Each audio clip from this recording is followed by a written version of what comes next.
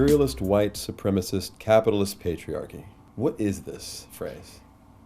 I was thinking a lot about intersectionality and how we had, many of us, this fantasy that, oh, you could get rid of one dominating force and it would be okay, the others could still be intact. And so when I try to think about what really is our political system, and it seemed to me that our political system was made up of all of those things. And so I started using that phrase because it seemed to me to more accurately state what is the system we live within. You know, we live within a white supremacist state, but people in the U.S. never, thought of that. We would talk about South Africa back in the day as white supremacists, but not the U.S. of A. And I still feel deeply that white supremacy is a better word than racism because I feel like we're all implicated in white supremacy. It's not like, oh, white people are into white supremacy, but are you kidding? That we would have someone like Beyonce with her long flowing fake blonde hair as the deep symbol of African American beauty. And that's just stuff from slavery into the present day. Is there anything else that we want to do to unpack that phrase? Or I think that you have a key word when you say unpack that phrase, because when students begin to think about that phrase, they get to see, well, where am I in it? Where am I in the capitalism? Where am I in the patriarchy?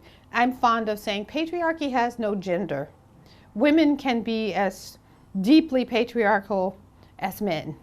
And until we accept that, we can't get out of the binary of seeing men as the enemy or the victors and women as the victims. Absolutely. And it's important that the awareness is there. Absolutely. And I just sometimes I sit around and I ponder things like, what would happen if we were teaching school kids about imperialist, white supremacist, capitalist patriarchy? I always remember learning in first grade, in 1852, Columbus sailed the ocean blue, and this whole kind of romantic image of Columbus, only to, of course, as you educate for critical consciousness, you recognize how all of that was creating a kind of myth to sustain a kind of image of what our nation really isn't about. This great place for people to come and change. Look at our whole policies today around immigration. There's such hatred. When you live in the Bible Belt, predominantly white Bible Belt as I do, the kind of hatred that people express towards foreigners, towards immigrants, it feels unbelievable that we can still have this after so much of that myth of here as the great melting pot, where people can come together, where difference can be acknowledged. You've been at the New School for the past 3 years. You've had a numerous amount of different dialogues with many, many different kinds of people from all different forms of backgrounds and areas of thought and culture. And how has your experience at the New School been for these conversations? Well, let me start with my own kind of romance of the New School. It was like, is there a left person in undergraduate years that doesn't, or at least my generation, that doesn't fantasize about the New School?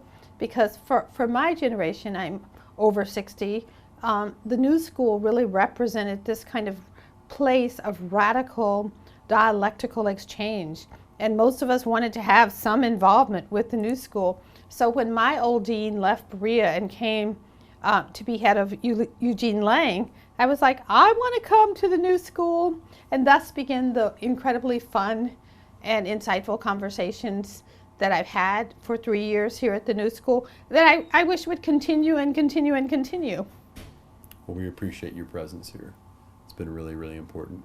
It's so interesting, to leave the space that is predominantly white, the Christian campus that I teach at, and then come here. Sometimes I'm just so deeply moved by the varieties of people in the audiences at the conversations. And I think, wow, and the New School seems to only let in people that are pretty.